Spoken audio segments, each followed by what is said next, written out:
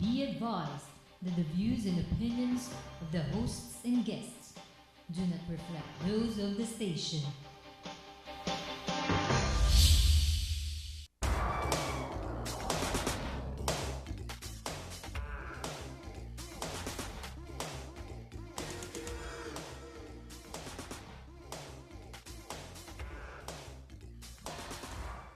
Good morning, Philippines. You're watching the Business Portal, your gateway to health, beauty, trends, and opportunities. I'm your host, Dr. John Cenica, for What's Up, Doc.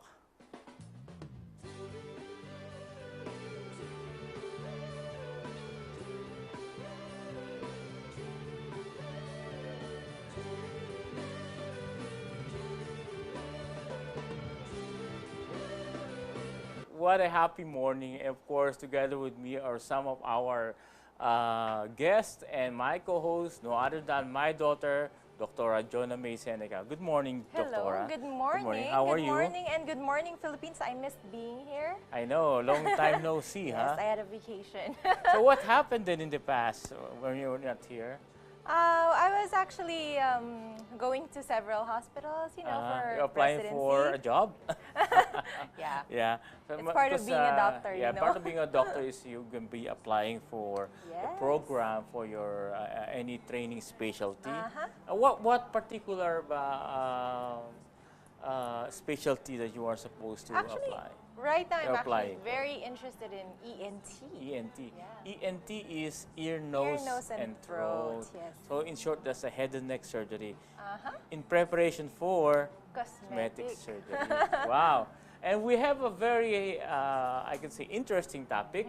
And of course, later on, we'll have our special number. Yes, I'm very excited about A this. very beautiful, gorgeous, talented. Yes, and actually, tong intermission number na to, may kinalaman din to sa ating, sa ating title or sa ating topic ngayon. Mamaya Yes. malalaman nila kung bakit. Our topic for this morning is all about anti-aging. Yeah, Okay. anti-aging. So how to prevent being and sabi nga nila, we cannot stop the aging process, Yes. but we could delay the aging process. And we can age gracefully. Yes. Diba? And if you have any question regarding our topic of anti-aging, you can text us at 0922-891-6761. Wow, we're very excited about our guest. First, I will introduce a very, I can say, an icon in cosmetic surgery, Yeah. a medical associate of Janssen Cosmetic Surgery, a good-looking, a very familiar face in television, in world of the television, no other than Dr. Rayran Lao, a cosmetic surgeon. Good morning, Good Dr. morning, Dr. Rayran Cenica. Lao. And a beta sigma. Yes. Yes, okay. Good morning, Dr. John Cenica, and good morning to all the televiewers of GNN, especially What's Up, Doc. Yes, Okay. siya pala yung host, pero ngayon resource person siya regarding anti-aging also. And of course, our next guest is who's an internist, internal medicine, and a geriatric medicine specialist. Associate Professor of Far Eastern University, Dr. Nicanor Reyes Medical Foundation, where we graduated. Yes, Okay, all of us. my batchmate, of course, and also a consultant of different hospitals like Hospital ng Maynila, United Doctors Medical Center, Big Gentry. time doctor Gentry ito Doctors eh. Medical, Medical. Gentry Medical Center, and also Gentry Doctors, yeah, and also Medical Center Imus, right? No other than a very popular and always a resource person of all the television news, just like yesterday, Dr. Vic Chua. Good morning, Dr. Good Magandang morning, umaga sa inyong Doctor. lahat. Good Yes, morning, and, everybody. You know, we've been talking about before, very familiar word is pediatrics, no? We deal with the children, okay? And now we'll be dealing with the old people. Meron din pala specialty, ang tawag doon is geriatric medicine. So, Dr. Chua, what's all about geriatric? Ano ba to? It's not really a very common word or a very common specialty. And only, I think, very few of you are really member of this society. And Dr. Chua? Actually, if we have, let's say, pediatrics, Yes. meron din subspecialty na pediatrics tulad ng mga neonatology, Aha. no? O yung mga intensivist, pediatric intensivist. Sa adult medicine naman, meron tayong tinatawag na geriatric medicine. Geriatric. Wherein we will focus only on those who are 60 years old and above. 60 years old. So the Yes. boundary line is 60. Yeah, kasi ang sa atin, sa bansa natin, meron tayong Senior Citizen Act. Yes. And according to the Senior Citizen Act, a person is considered as aged or elderly or senior citizen or older adult if he is 60 and above. 60 and above.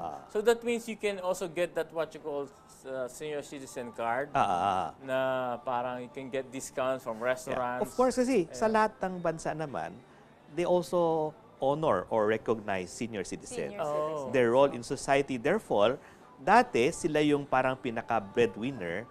Ngayon na matanda na sila, na retired na sila, wala na silang source of income. Therefore, they should be also given certain privileges. Some Like person privileges the for them. privileges of a 20% discount. Okay.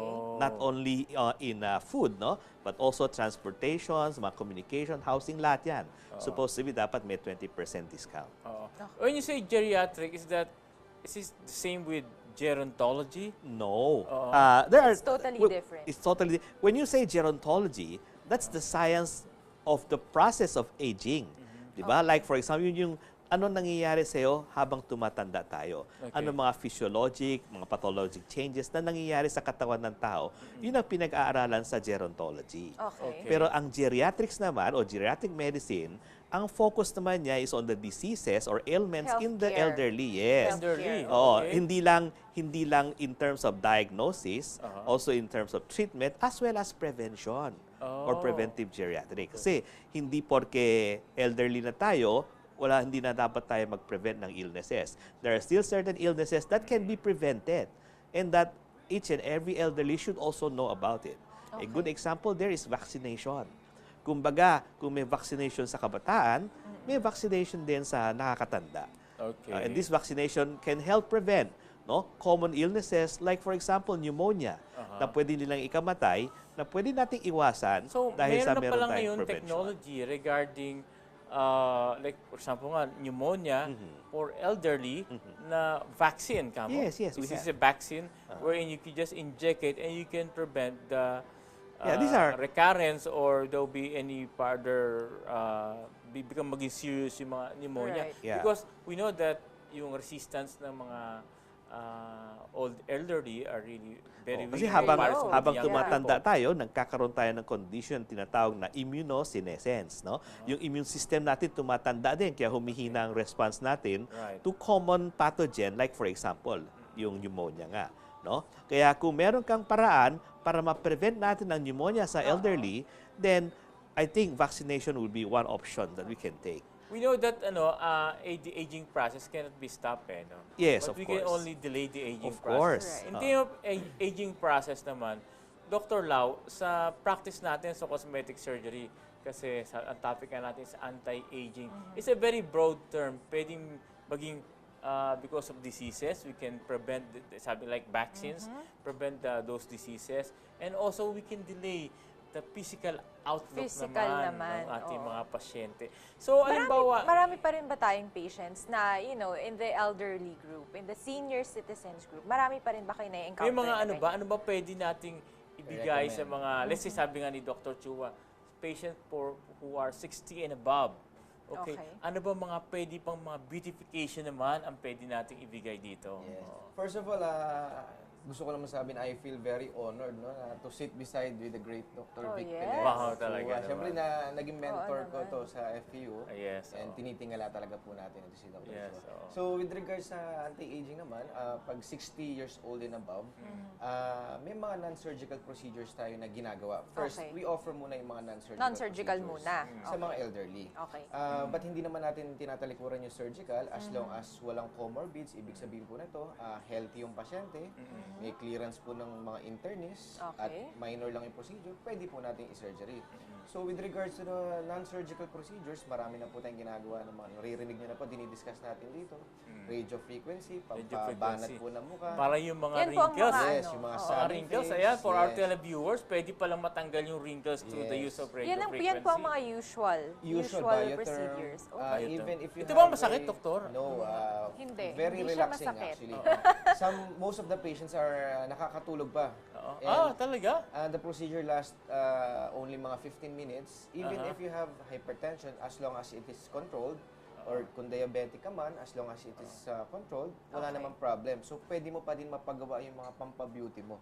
Ayun. Marami pa rin, Dr. Lau, ang nasa age group na to na talaga nagko-consulta sa Actually, even with the surgery, as long as cleared, actually, yung pinaka-last na naging pasyente natin is 63 years old. Oh, wow. 63 years old. Yes, nagpagawa siya ng upper bleph, lower bleph, and nose.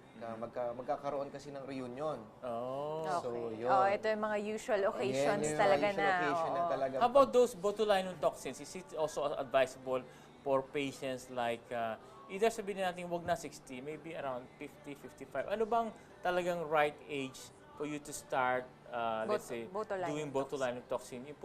For the patient information, yung botulinum toxin po, ito po yung mga ini-inject dito sa mga wrinkles, mga fine lines. para in 2 to 7 days, mawawala na yung wrinkles mo.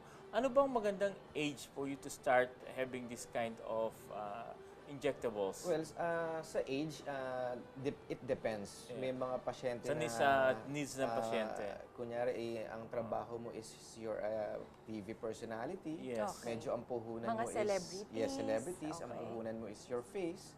So, late 20s, minsan nagpapabotox na ng kaunti. Botulinum toxin. Yes, botulinum toxin. And yung mga 40s, 50s, yan, sila talaga yung nagpapabotox. And sabi nga ni Dr. Cenica, within 2 to 7 days. Yes. Actually, within 2 days. Makikita mo na result, no? effect. Talagang para kang finish. Sabihin, no? parang bumata ka. Yes.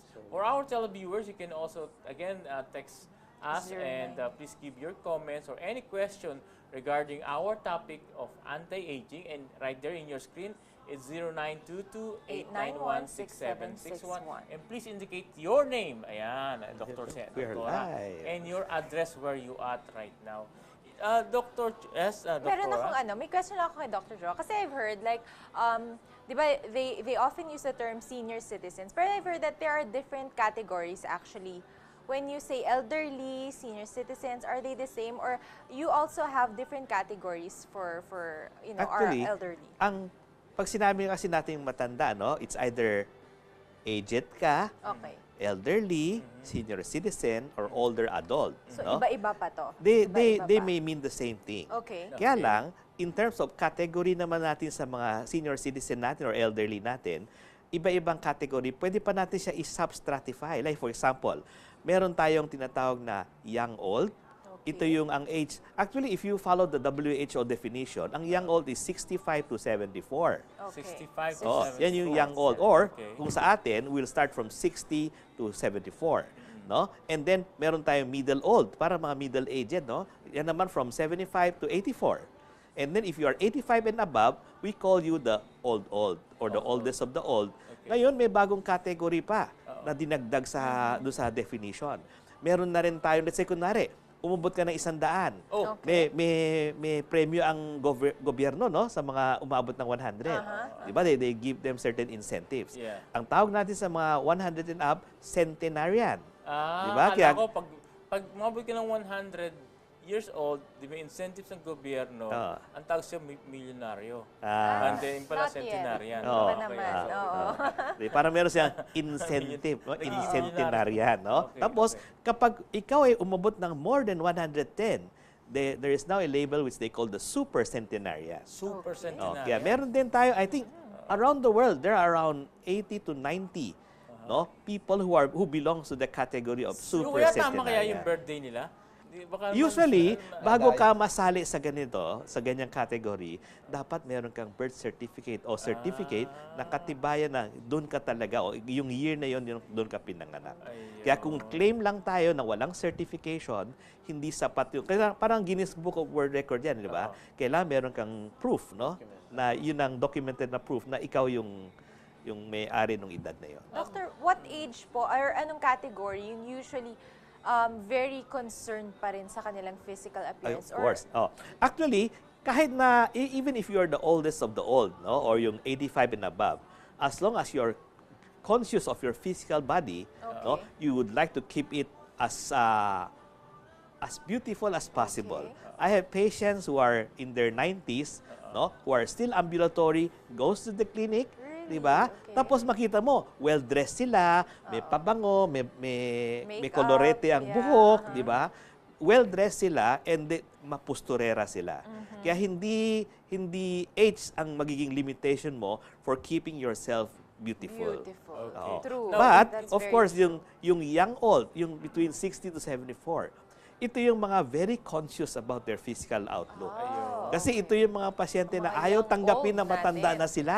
Okay. Diba? Kasi ito yung age group na up and about pa, Tsaka na minsan ayaw parang nila. they don't want to accept Yes. the reality. Oo. And be that, oh, no, And I'm saka, not old. syempre, Yeah. gusto nila magpa-impress sa kanilang mga husband. Meron kasi mga campaign Saka ngayon mga na children.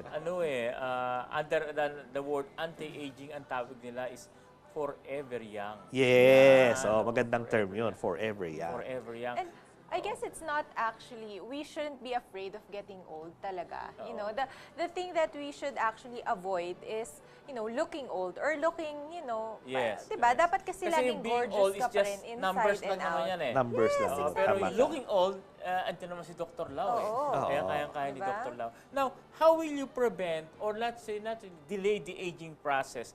Do you give like could stem cell could do that also? Actually, Yung mga ganyang, the best way to... Kasi ngayon marami mga lumalabas na mga gerobital. I don't know if you heard about that. The best way to Oo. keep you young is to keep yourself healthy. Yo, When you say keeping there you go. yourself I think healthy, that's the right it's word not to say. only physical, Yes. but also mental. Mental. No? When you say physical, you have to have the right food, Mm-hmm. no? Right choices of food, no? You have to have regular exercises, no? You have to have a good outlook in life, no? Psychological, environmental, lahat ng factor ko consider natin. And also mental exercise, no? Mental exercise. Hindi natin dapat kinakalimutan na ang mind natin ay nag-age din.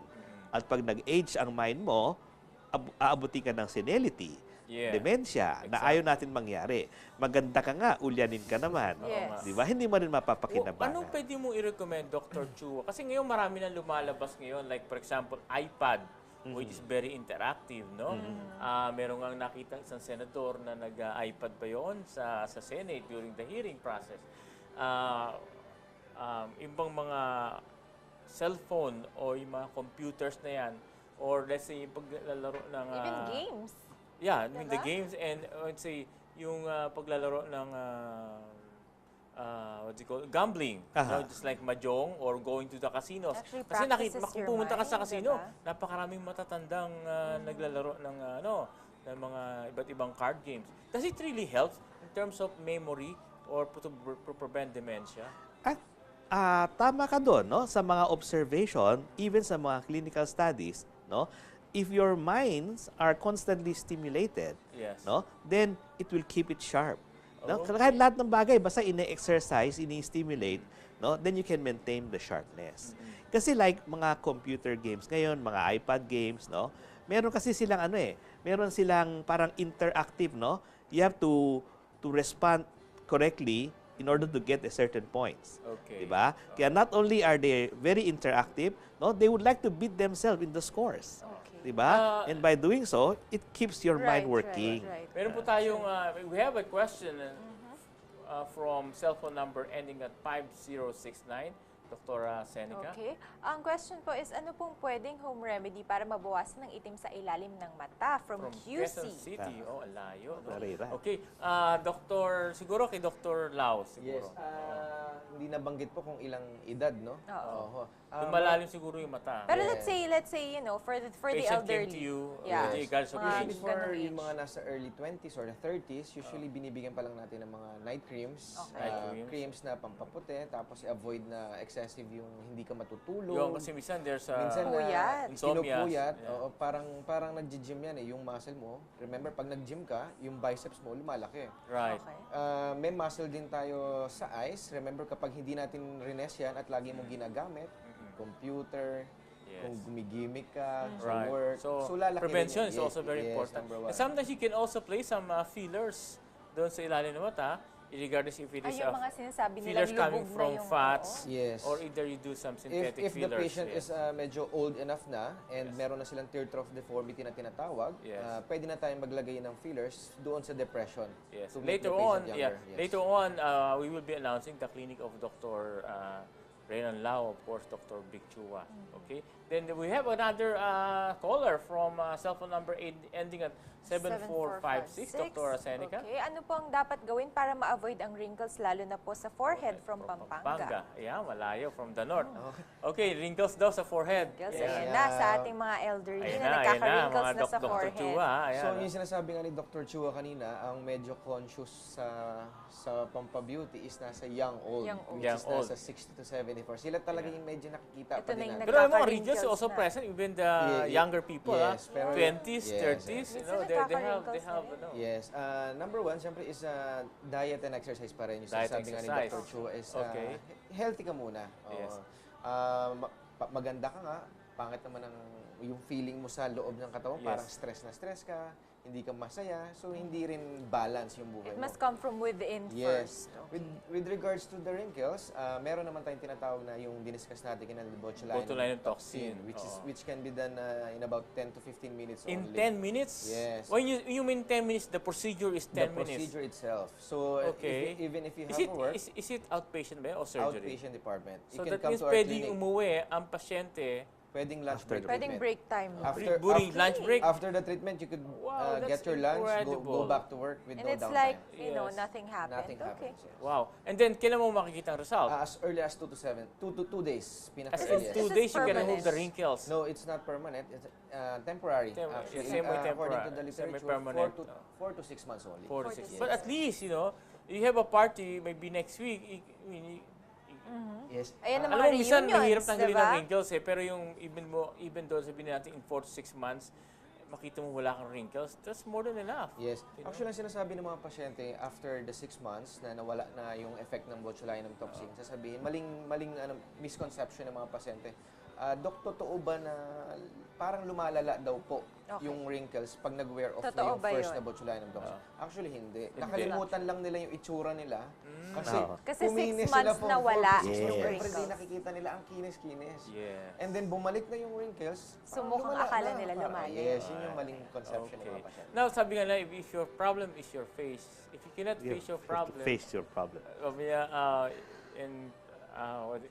if your problem is your face, you cannot face your problem, sabi nga na. So, kailangan maganda ang mukha natin, no? For our televiewers, and of course, here we are the doctor, mamaya, you can ask your questions again regarding wrinkles, Yes. and of course, how to prevent aging process. kay Mahaba pa Dr. ang Chua. discussion natin Napakahaba dito. pa ang discussion natin. But, of course, we have to take a break. But before our break, the next will be, there'll be An intermission. an intermission number coming from Viva. Of course, a very popular song. Before, this very popular pa, mga 50 years ago eh. We call it Arimunding-Munding. Wow, I'm very excited Tamang-tama about yan. Para Who's yan been- sa mga elderly natin. Elderly na din, nakikinig. tama Oo, yan. actually. And which will be Makakarelate sung sila. by Oo, makaka-relate Miss ang Alexis ating mga Uy elderly. of Viva Talents. Okay? So, Dr. Jonnamae Cenica, Dr. Rayran Lao, and Dr. Yes. Chua We will continue will this. continue after these few reminders for WhatsApp Talk. Natural lip nose lift, cleavage by breast augmentation, curves by liposuction, non-surgical treatment of varicose veins, Janssen Cosmetic Surgery by Dr. John Cenica.